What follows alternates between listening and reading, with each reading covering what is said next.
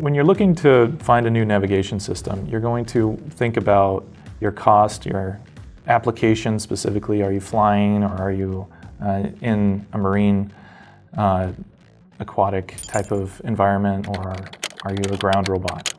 You're going to also want to think about what type of interface you're looking at. Are you going to be using serial, RS-232, or some other application? When you're trying to price sensors, it's important to think about the type of accuracy that you're going to need for your system. Will just GPS do, or will you actually need high attitude performance as well as heading? And there's a wide variety of navigation sensors out there that can give you the performance you need, but you need to understand what you're going for as you go to research. So the performance issue for whatever application you're looking for is very particular to the needs.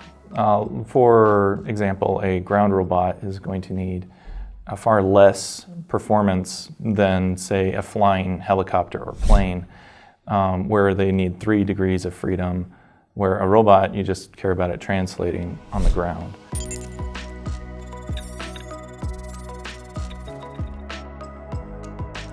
Other outside factors you can look into is how easy it is to actually integrate into your system. If you're looking for something that you can plug in via USB, or whether you're interested in doing a more complicated communication system like with TTL or with RS-232, those are probably the other big factors to bringing in another system.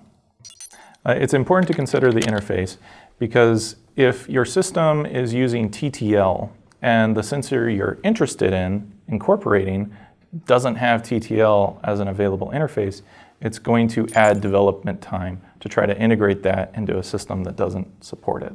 The development time for potential developers or research groups is really important, because that's actually the significant part of bringing a new product to market. You're going to spend much more time trying to figure out how to paste all of these parts together than you are actually going to be shopping.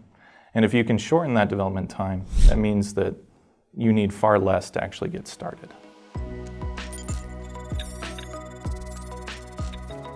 So when research and development groups go to create a product, what they'll typically want to do is grab a sensor more than adequate.